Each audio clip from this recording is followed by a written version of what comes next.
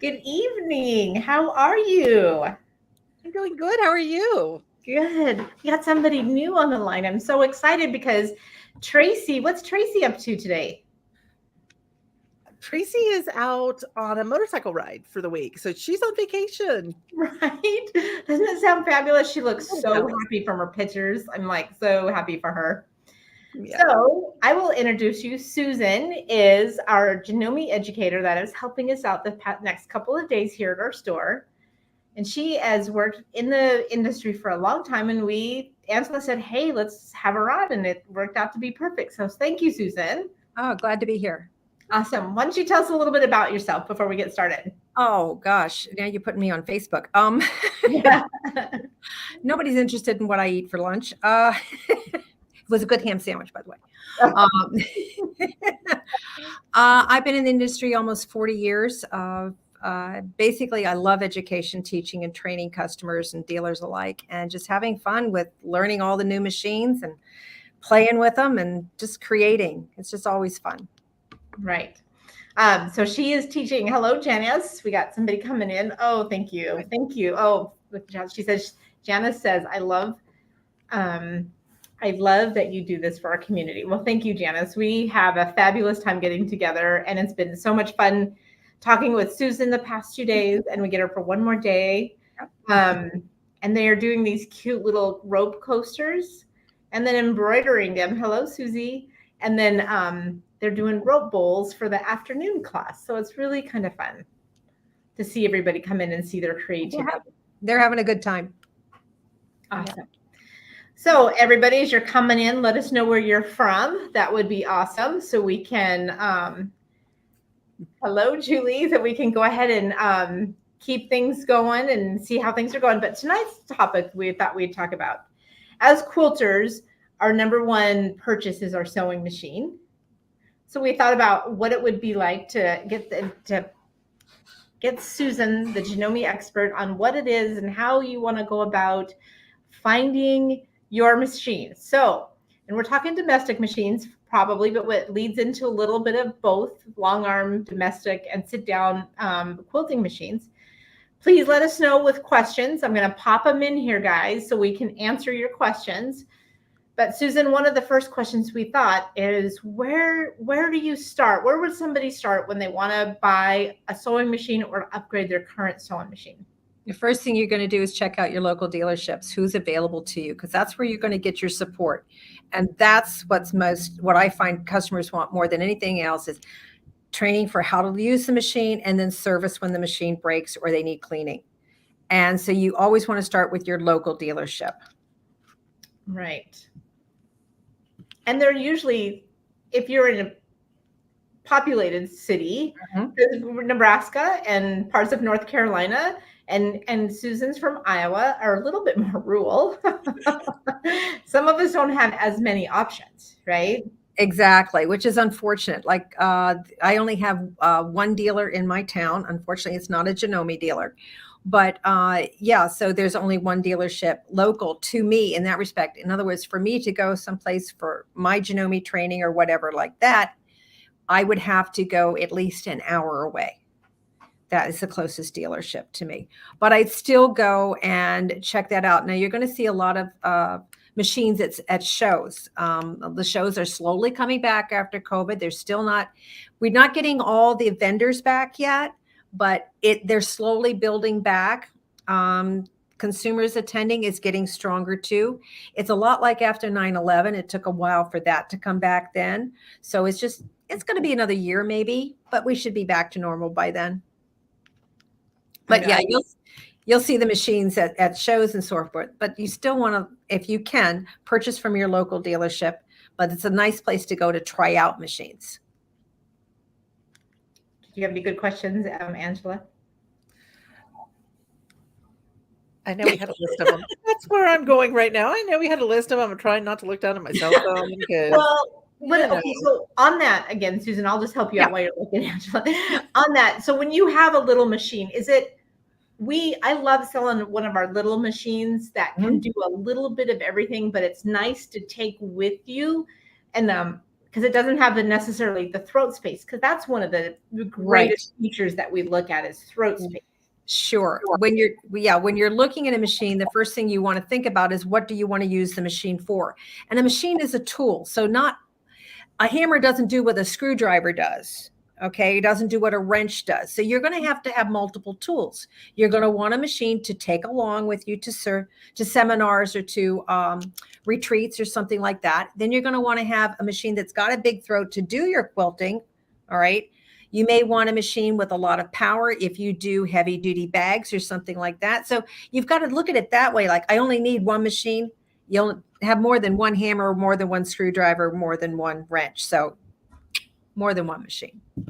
Right. So that's a good thing. So on to Janice's point right here, she says, I'm 2.5 hours to the closest dealer. So with that, can I just say something about, I feel like people who live in rural situations are a little bit more willing to drive. And if you, it is about customer service, that what you're going to get from your dealer. So maybe your closest person is not necessarily the best customer service, and having a tech so the tech is important, right? Very important. And we did lose a lot of techs with COVID. It's unfortunate. But if you do have to go a distance, like 2.5 hours, see if they'll do the service repair while you wait. See if it's possible. If you're just doing a general service, a lot of dealers today do offer that, especially in the rural areas. Right. So you can go in, make a day of it, drop it off, have its little spa afternoon, and you go shopping. Fabulous. Class. Right. Yeah. Right. Well, and if the deal, and usually here in the Midwest, a lot of the dealers offer fabric. So you can stay there and go ahead and shop the fabric store while they're fixing and repairing or servicing your machine. Right. Yeah. I know we offer, we will work with people from far away to come in and say, okay, 2 weeks from today, because we still kind of put them on that their same spot. And so they don't jump in front of other people. So 2 weeks from today, we'll be able to put you into the slot. Exactly. I would call in advance and check it out. But yeah, make a date. Just like you go to get your nails done or go get your hair cut. You make an appointment. Same thing with your machine. Right. Yeah. Then you got to have a machine at home to work on while it's busy. Well, I'm sure that dealer can help you out. Wink, wink. I'm sure. Because we only have one machine, right? Yeah. Honestly, and you're going to laugh, and that's okay, but I want you to stop and think of it. The average consumer today owns 11 machines. I can buy more, Cathy. I don't include my long arms. I get that response a lot, but it is true. If you stop and think about it, everybody's got that machine they started sewing with. They're not going to give up their babies. These are children. These are not, things you give away. These are things you keep. Yes. You've got your grandmother's machine or your mother's machine that you first started to learn on, your first machine that you had, the one that you got when you graduated high school. All right. So you've got those other machines. You may not use them on a regular basis, but you don't give them away. All right. Then you've got your all around sewing machine. You sit out most of the time. You've got your little travel one. Okay. On top of that. So we're up to 5 at least now. Right.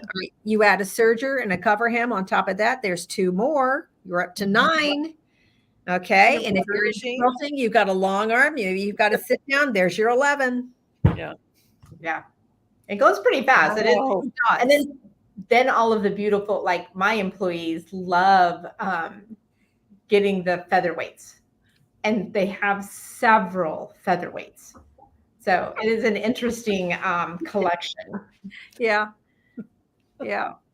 And if you're like me, that's been in the industry, you collect odd machines. I won't tell you how many I have. No, I don't sew on them all. Okay. They sit on the wall and they just are pretty to look at. Right. Right. But I think any hobbyist has that. They collect cars, they collect fishing poles. Yeah, my husband collects cars. Yeah. There are 2 of us and we have 8 vehicles. Yeah. Yeah. That's amazing. That's amazing. I'm hoping to keep the third one with the twin car running through high school. 2 more years and we're going to be counting good. Oh, there you go. All right, Miss Angela, you have a good question? I have a question about classes.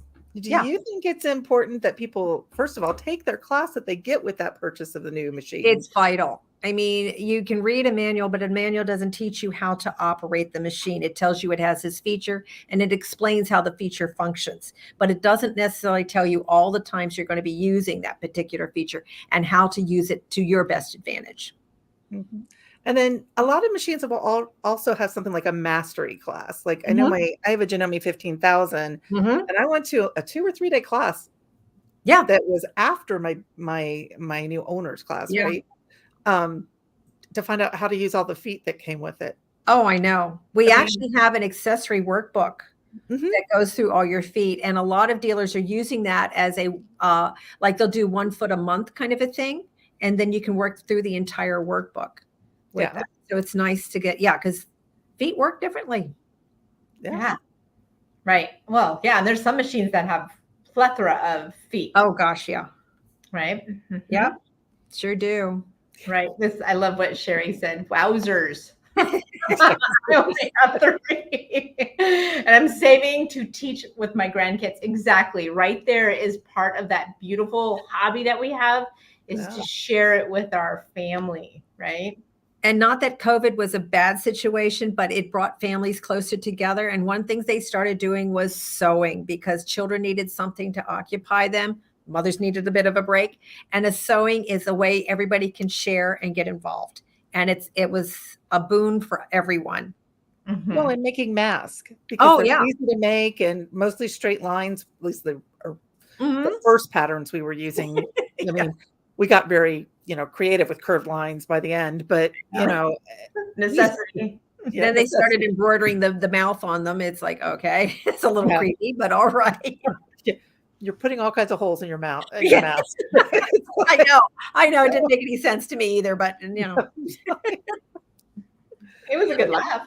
Yeah, I was amazed actually at how fast the industry adapted to that, because then we were getting bolts of fabric with a mask template, like funny little things on there, right? Yeah. Like, I thought it was amazing how fast they adapted. It was pretty incredible. I wish the boats would have just moved a little bit faster across the ocean, bringing us new machines during that time. Well, it wasn't that necessarily as getting people to be able to unload. Yes. And we're still having some of that in the system. And that's not just our industry. That's in all industries right now are having that problem. We don't have the dock workers we had before. So getting the boats now unloaded, they're now sitting in port waiting to be unloaded. We had just with parts for machines or machines in general, we had machines sitting in port waiting. There just were no dock workers to unload them for months. So that's why it took three months to get a refrigerator. It was sitting in the middle of the Pacific Ocean. Right. Yeah, it was unfortunate. Look at this. Shauna is amazing. I give my machines away to new sewers. Young people just starting. That's wonderful. That is amazing. Oh my gosh, Shauna, that is fabulous. That is great. This quilting community never ceases to amaze me. All right. The sewing community is very generous with what they do. We give away our projects. We give away our machines. Thank you, Shauna.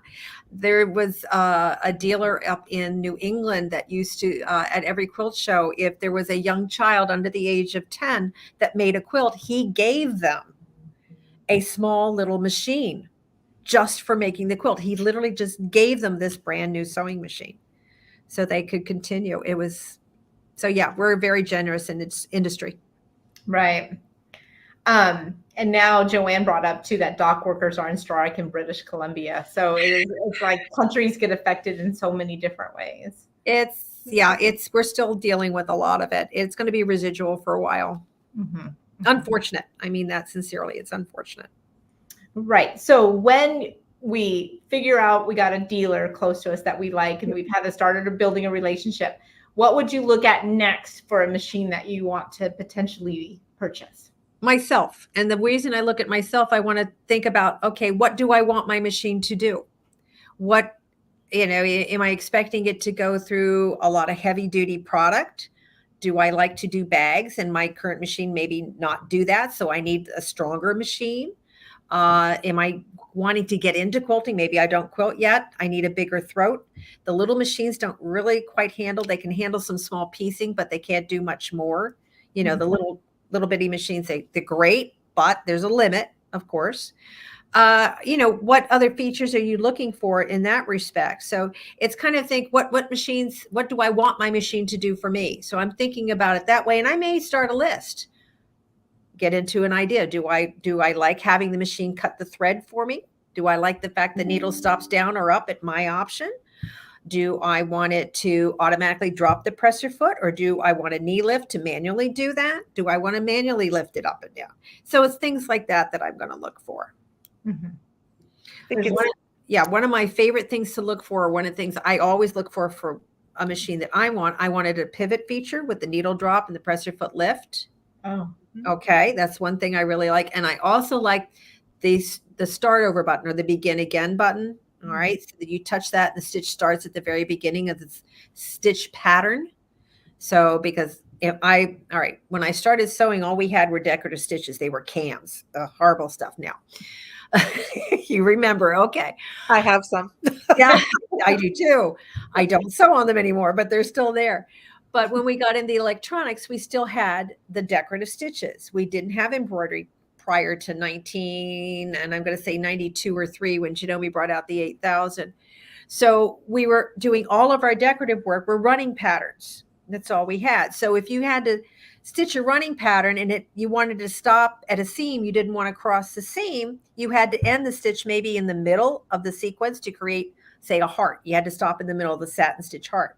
How do you lock that stitch on? That's important to me, to have that kind of a feature that I can stop that stitch anywhere and lock the pattern. Then I want to be able to start the beginning of that heart so I get a full heart the next time I start sewing it. So that kind of a feature, that kind of a process is what I'm thinking about. Okay. All right. Those are great suggestions. I would also think it would be really important to know what kind of bed you want on your machine. I mean, do you need a free arm? Are you going to be setting sleeves in the apartment? Well, okay. I learned on a flatbed machine. So a free arm to me is a gimmick. I apologize to all of those that like free arms. But I learned to turn the garment inside out so that you could still do it. You usually did flatbed construction. You worked it flat, then did the underarm seam last. Right. So you didn't set the seam in. You set you set in the sleeve flat, if that makes sense. Okay, rather than in the round. Okay. Yeah. Going at it. Yeah. Right. Yeah. If a free arm's important, that's something you want to look for. Yeah. Right. Okay. Does anybody have any questions out there? I'm going to offer some up to you guys. Please give us some questions, because Susan's got all of kind of some great knowledge on all of this stuff. So yay. Are you telling me I'm full of it? Is that it? She fits right in. She has been with you for 2 days. She feels very comfortable. End of a great day. Yeah, I'm a little punchy, but it's good. It's been good. And plus we just had a storm go through, and I mean, I feel like it's an atmosphere kind of, and it's all good. We're still getting the smoke in Iowa. Are you still getting it here? I've been coughing, so I figured you must have. Yeah. Yeah, we are. And then Angela, I mean, you had the fires a while ago. I don't know if these are still from like more Western. Yeah, I don't think we had a haze alert today. We may have. Okay, so I haven't actually been outside since June 7th. Or July 7th. Sorry. So June was I don't know. Haven't really paid attention to the haze alerts and stuff because haven't been outside. Right. So, because that's when I had my surgery. So I'll get to go outside tomorrow. I get to go back to the doctor. Woohoo! When you get to drive again for the first time, probably. Like you forgot. Yeah, Matt's taking me. I don't get to drive tomorrow. I can't drive until I'm put in a cast. So yeah. Yeah. Well, my place is about 2 hours further north, so you can actually go outside and smell the wood burning. Mm-hmm. Yeah. Yeah. So Joanne has a good thing. I find the free arm useful when top stitching bags, purses, etc. So that's another. Sure. It's just a matter of how you sew as to which features you want to have. Yeah. Excuse me. You can learn to adapt to just about anything. And like I said, since my background, all we had were flatbed machines. That's the way I learned. So that's the way I approach it. That doesn't mean that a free arm is a bad option to have, but if it's something you want, that is one of the features that you look for when you're purchasing a machine. Yeah. How do you feel about all-in-one machines? Two schools of thought on that. An all-in-one machine is a great product. Usually they offer more features than two separate machines. Like our all-in-one offers a Wi-Fi option. Whereas if I buy the standalone sewing machine and the standalone embroidery, I don't get that Wi-Fi option. Ooh. So it's, it's just a matter of what you're into with that. It's less space involved. Even though our standalone right now is rather large, it's still less room than two machines. So if you don't have the space, you want to think about an all-in-one. All right. If you have the space and you want to sew while you embroider or embroider while you're sewing, two machines are better than one. So it's just a matter, again, of how you approach your craft. So technically, I could be sewing while I'm embroidering, while I'm long arming, right? Yes, definitely. I won't say I do that, but I do. It's like, the Mickey Mouse wizard thing from Fantasia. Well, yeah, but I'm only home sometimes a day and a half between events. So like before I came down on Tuesday, I loaded the frame so that when I head back and I only have a day and a half, I'll be able to quilt before I head back out on the road again. So it's just, you do what you have to do. So let's explain what that thank you, Joanne, for your question. That's fabulous. I love the question. What is an all-in-one machine? She's never heard of that term before. Usually an all-in-one machine is a top-of-the-line machine, although we do have others in the line that do the same thing. An all-in-one embroiders and sews both. So it converts down or up, whichever way you want to think about it, to do an embroidery, has hoops and so forth that attach to it.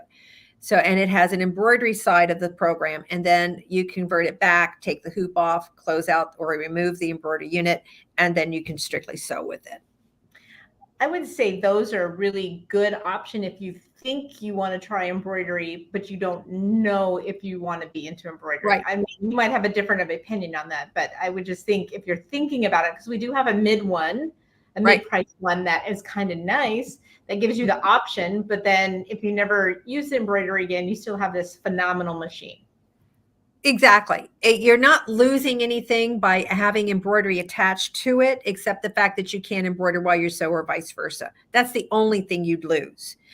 As far as features goes, the nice thing about our mid-series one is it has all the Wi-Fi and everything else that our top of the line has. It just doesn't have the bed space.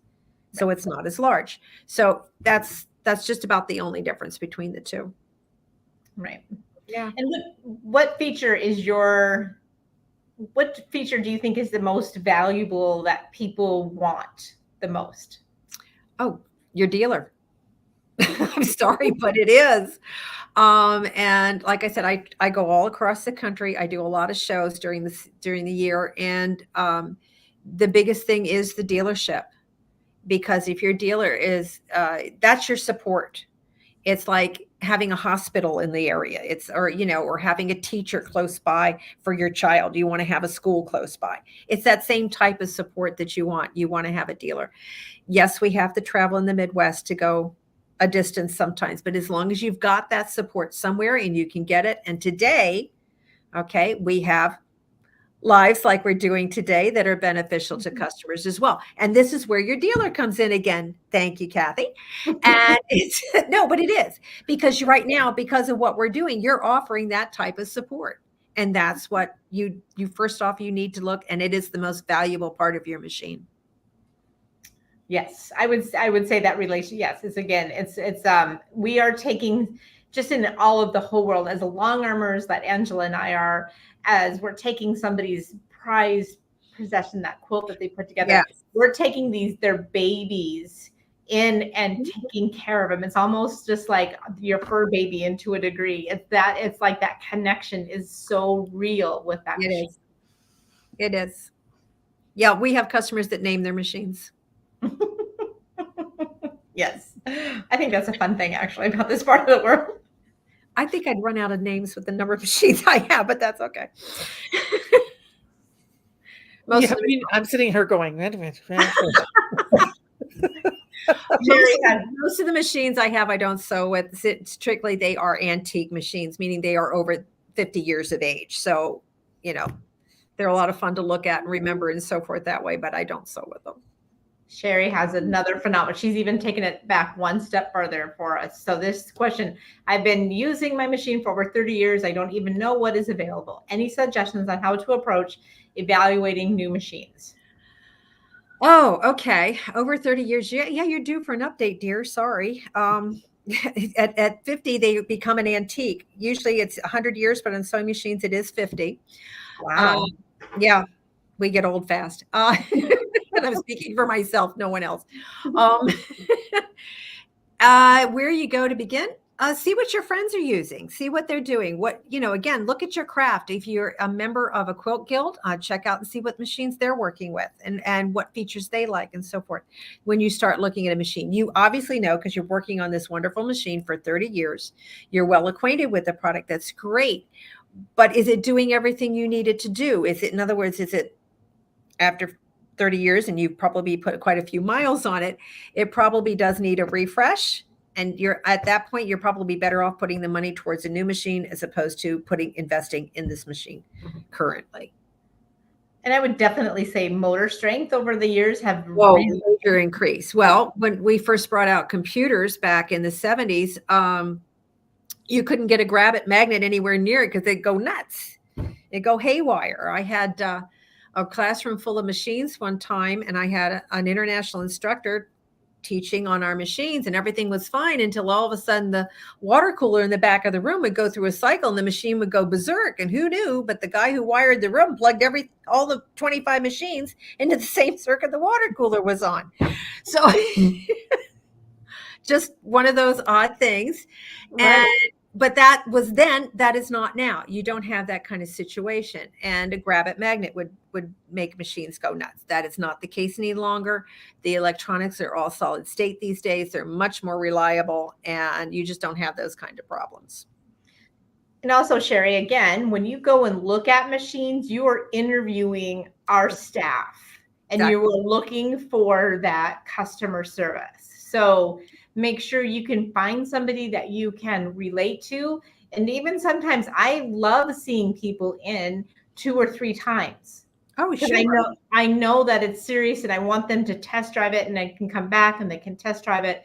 So interview your new person who's going to take care of your machine. Exactly. That's why you want to start with your local dealership. Yeah. When I first started selling machines, they were an impulse buy. They were not as expensive as they are today. Granted, you're going to laugh at this little tidbit too, but I know, hey, I'm a little bit of a history buff. I like to read history, and there is a book out on the market. If you can find one, I found it first in the library, and it's a serious history of the sewing machine. And it goes all the way through the first sewing machine that did not have patent on it, actually burned up because it was wood and the man never patented, never got the credit for it. Anyway, just fun little things like that. But the whole point is it takes you all the way through the 90s as far as machines go. It's a wonderful, gives you a real good overall view of the whole industry.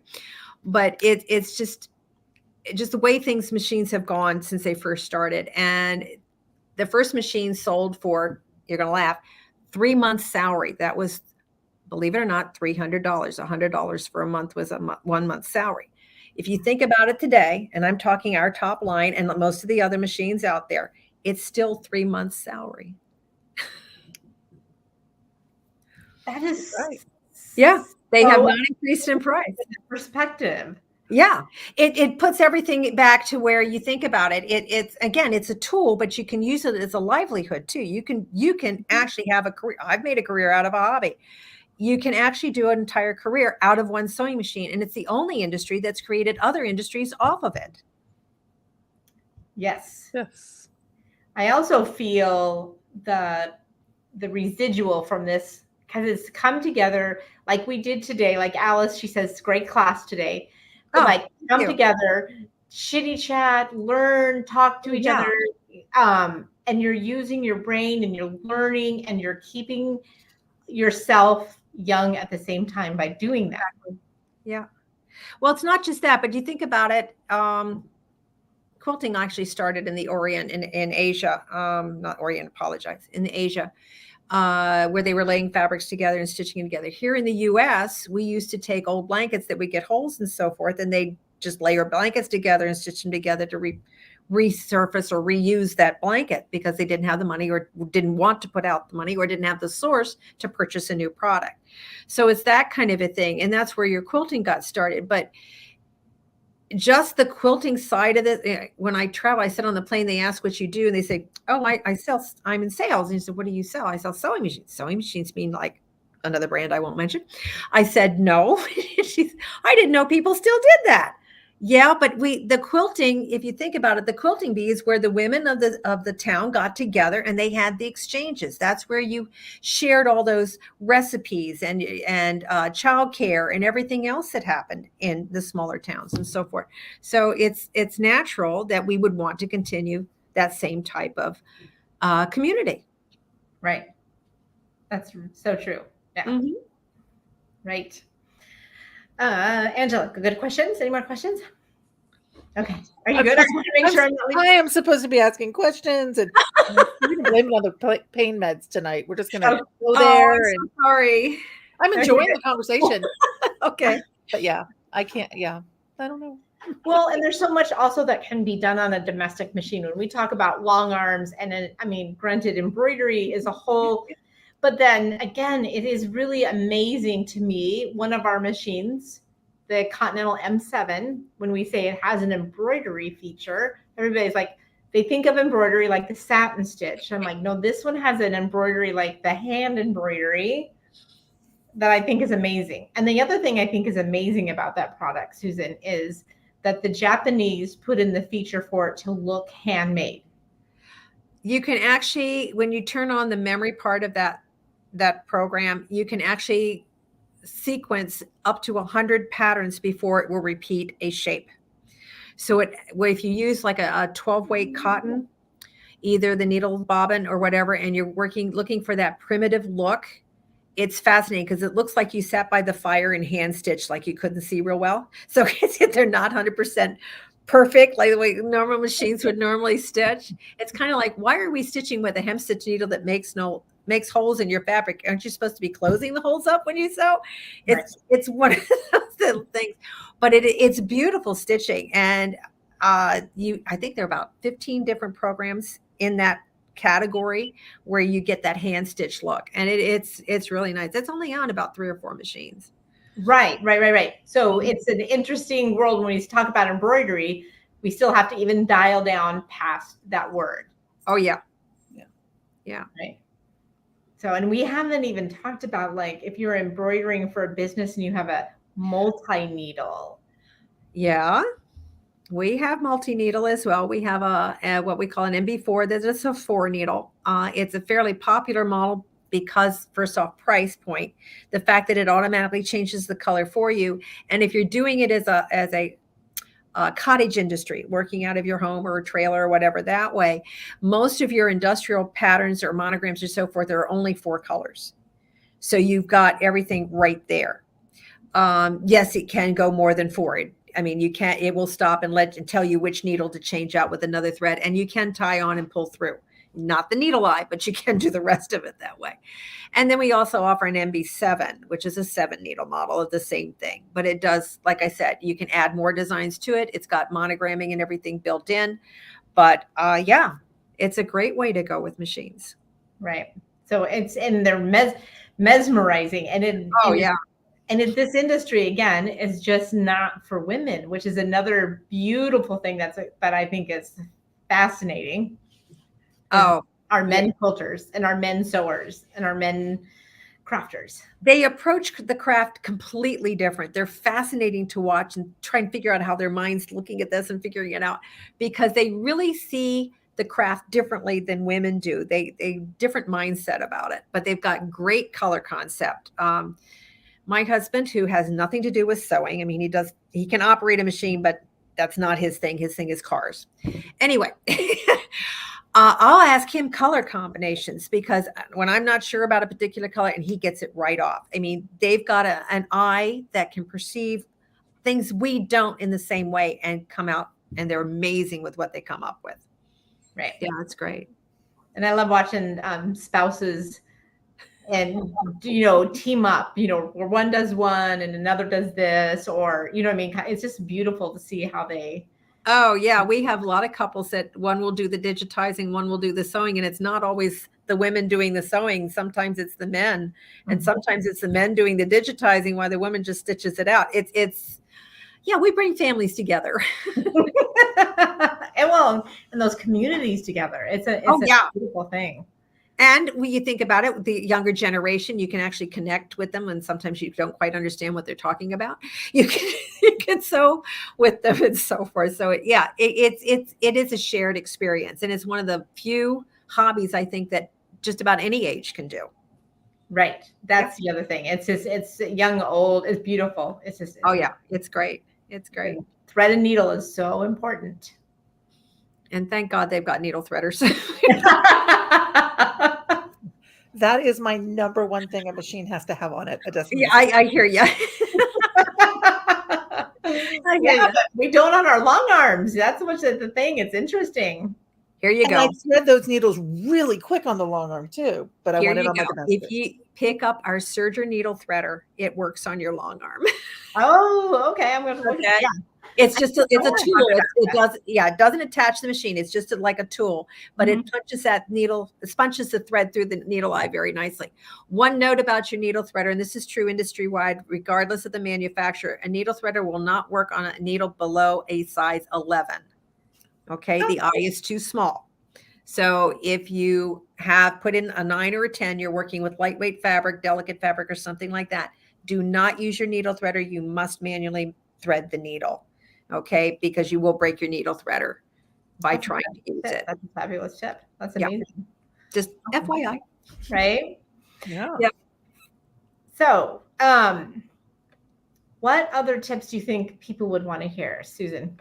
Well, when you go in to try out a machine, and I do recommend you sit down and sew on a machine before you purchase the product, you want to get a feel of it. Each machine manufacturer, has they all have their little quirks and so forth like that. And it's like a different dialect, like Georgia has one dialect, Texas has another dialect, New England has another dialect.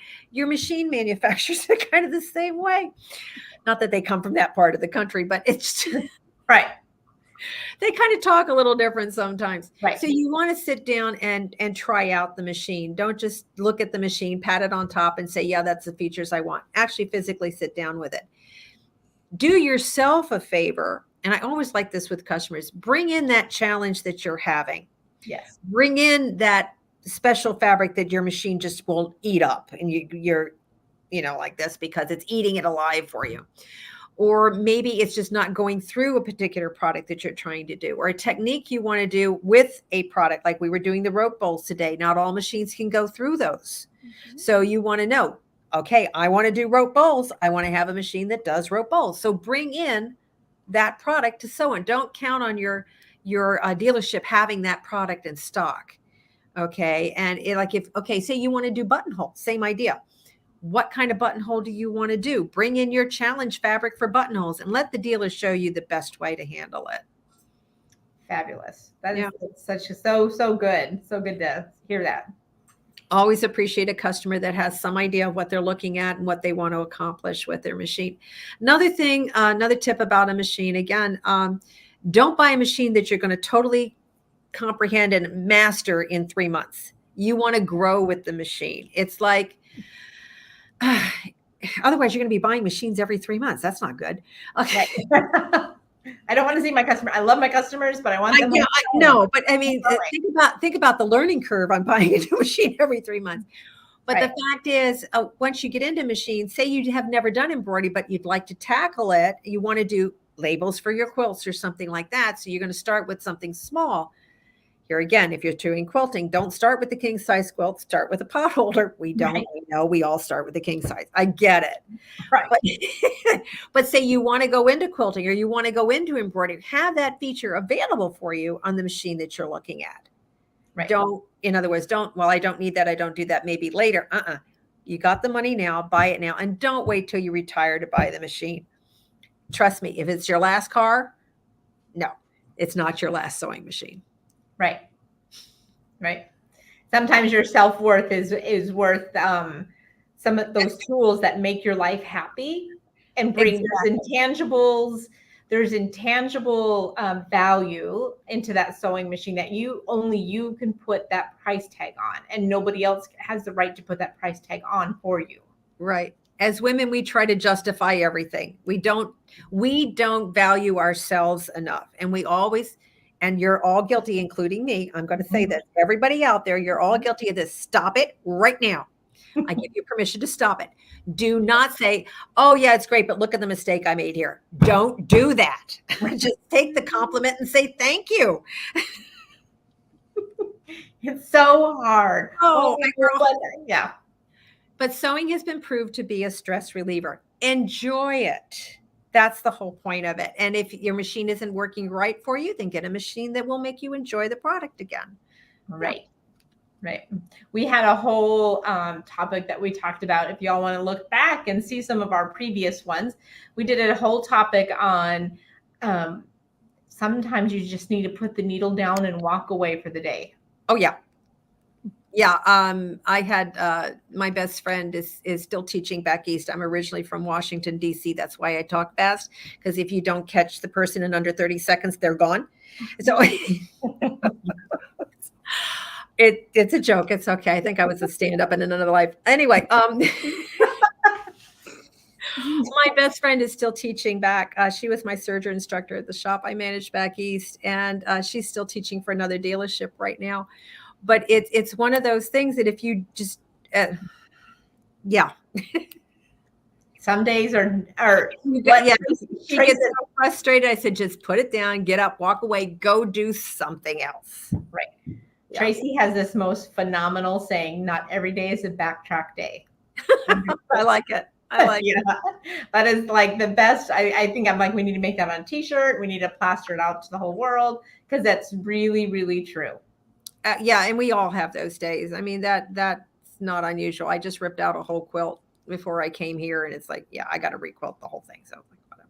Yeah, she sees one on my cutting table that's being picked out too. So we're all like there because things happen, and it's a machine. And yeah, things happen. It's all good. You're just not in tune with it for whatever reason. Yeah. Mm-hmm. The normal, we all are very familiar with Jack the Ripper, so it's all good, right? Janome doesn't include a seam ripper. They call it, believe it or not, a buttonhole opener. Oh, you look in the manual. It's on page 3 of every single manual that we offer, and it'll show you the seam ripper, but it calls it a buttonhole opener. And it is, though. That's true. Yeah, because that's what they use it for. They think positively that you're not going to rip a seam. There you go. There you go. Well, awesome. I think everybody else, we are kind of got a quiet audience tonight, which is I see that.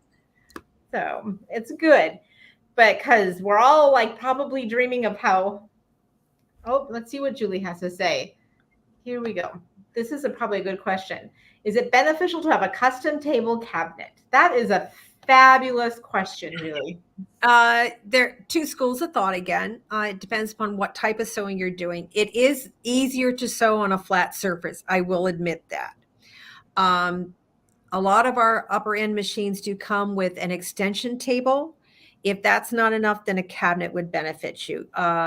Yeah, I like a flat surface to sew on. Unfortunately, I don't have a cabinet that my machine goes in at the moment. But yes, I would recommend it, especially if you're doing quilting on your domestic machine, is to have that flat surface, because you need the support for the product on that.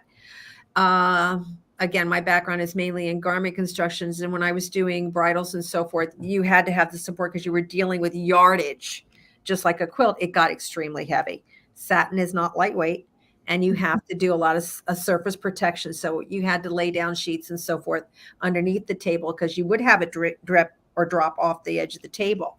So that extra support of the fabric was essential. Good evening, Kim. We're glad you have joined us. Also, too, I think there is some benefit to ergonomics. No matter what you have, you don't have to have both at the same time, but you can grow into having a cabinet, but just think about the ergonomics and making sure you're not like drooping over or you're not like leaning up and doing some things that way when you're working. Right. The rule of thumb, the rule of thumb is to have your arm straight to the elbow. So you may have to get a taller chair or a lower chair to sit at, whatever, if you've got your machine on top of a table. That's good to know. That's a good hint too. I like that. Yeah, because it's going to keep your back straight. You can go to, now you're going to laugh again. I sit at my long arm when I do custom work. Mhm. Okay. Yeah. I can actually drop the top bar down and move it completely off the machine. So I can sit at like a regular table, but I have a saddle stool that I sit at, doesn't have a back on it at all. But the saddle tilts so that my back is straight. So therefore I'm not tired by the end of the day. My back isn't hurting me. I'm not hunching over it. Okay. I'm sitting up straight. And same thing with your regular sewing machine. Mine happens to be on a craft table right now. So I have an extra high lift to my chair. I've got like a bar chair that I have a higher height to the seat so that my arm is still flat when I'm sitting at the machine. So I'm not leaning over it. It's important. Joanne, I think the question, we kind of sort of answered it for you. It's the one that gives you the best ergonomics and is comfortable. Yep.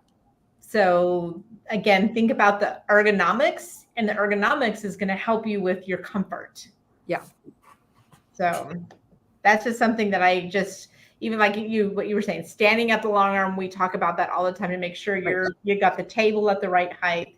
That table goes to the right height. But the nice thing about a sewing machine is you can have some variables with whatever seat you're using. Mm-hmm. Well, and there's even tables that'll raise and lower. Yeah. Right? Yeah, there are a number of companies out there that offer hydraulic lifts to the table. Please, ladies, do not lift the table by yourself. But yeah, so you can do it that way if you don't have it. But like I said, I get like a bar high table because I just changed out all the furniture in my room. I've had the furniture for 30 years. It's kind of crumbling and falling apart. And so I went to the high top table so that I could walk into the machine so I didn't have to sit at it, because if it's going to just do embroidery, I can just start it and walk away. So it was easier for me to access it, but I had to get taller chairs for the same reasons for when I am sitting at it. But yeah, you want to make sure that you've got, like I said, keep that arm straight from the elbow to your wrist. You don't want to have it at an angle. You want it perfectly straight. And I do the same thing with my long arm. I make sure when my long arm, when I set up my long arm, that my arm, when I'm holding the handles, is perfectly straight from the elbow. Same thing. Fabulous. Fabulous. Yeah. All right. Well, we're thinking of Tracey as she's riding through Canada on her motorcycle, enjoying life to the maximum. That's like so amazing. But I'm glad that Susan piped in. This is awesome. I appreciate your time tonight. I mean, it's been fabulous. She's loved it. So what'd you say, Angela? I'm sorry. Did I say? I didn't. I just smiled. Well, we don't know what our next live is going to be. We have been working on a few things. Obviously, it's summer and Tracey's on vacation. I'm going on vacation, and Angela has been out of the office for a while as well. So we're all going to reconvene. I don't get vacation this summer because, mine's a short one, but it's good. The first time, I know. The first time all of my kids will be together in a couple of years. Oh, that's nice. And it's a big, all of my children are together. So when we do this, everybody, I have 8 children. 3 of them are married. 2 of them have children. And then my dad decided to go along and my brother. So it is like, can we find a house that fits us all? And miraculously, my daughter did. And it's going to be wonderful. Angela, she wants to do. They want to see this. Let's see if I can get to where you can see her. So yeah, this is one of my fur babies. This is Tessa. She's a German Shepherd. I have 2 German Shepherds. Ada is up with her daddy right now. But you've probably seen her walking around behind me. But she is the one that doesn't jump on me, so she can be around me with no supervision. So Ada, unfortunately, Ada's much younger too. She's just a baby, right? Right. So she can't be around my foot without supervision, without somebody other than me supervising her. Yeah. Well, So, Susan, thank you for your expertise. You've been phenomenal. I Well, can't wait to rewatch this and see how it goes. And with yeah. that, everybody, give us a thumbs up, share, like, and share this with you. I get Susan's information out to help all of your friends when they're buying a sewing machine, because it's fabulous. I learned something today. So thank you very much, Susan. It was fabulous. I loved it. It's great. All right. Well, with that, everybody, have a fabulous night. Angela, get healing faster. And Susan and I are going to head. Well, Sandy. We're going to back up for a second. Yeah, just real quick. Yeah, Sandy, you have a tip with Brittany for teaching grandkids to sew. Would you consider a real simple mechanical machine over anything with electronics on it? Okay, you're going to laugh again. Everybody asks me, okay, I want a real simple machine. Unfortunately, your simple machines are expensive, and those are the ones that set up themselves. And those are your computer machines. Mm-hmm. And computer machines today are not delicate. The motors that are running a computer have to be 15% more powerful than a mechanical machine to operate the computer. So you actually have a more powerful machine with a computerized. Fabulous. See? Yeah. Still learning. Yeah.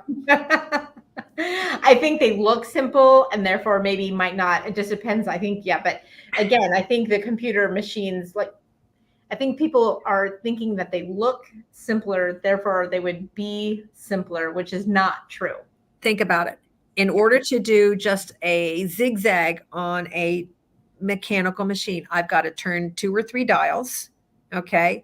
Make sure I've got the right pressure foot and everything like that, because it doesn't tell you which foot to use. I may put the wrong foot in. I may have the wrong stitch plate on. Who knows, right? On a computerized machine, at least with Janome, they tell you which pressure foot to use on the screen. They tell you, they won't let you choose that pattern unless you have a stitch plate that works with that stitch. So you can't mess it up. And these children have lived with this their whole life. Yeah. So there again, I think, undervalue what our kids know sometimes. Yeah. They know more than we do sometimes, which is scary. Right. All right, ladies. You guys have been phenomenal. We appreciate all of you who have watched, and everybody have a phenomenal night. Bye. Bye.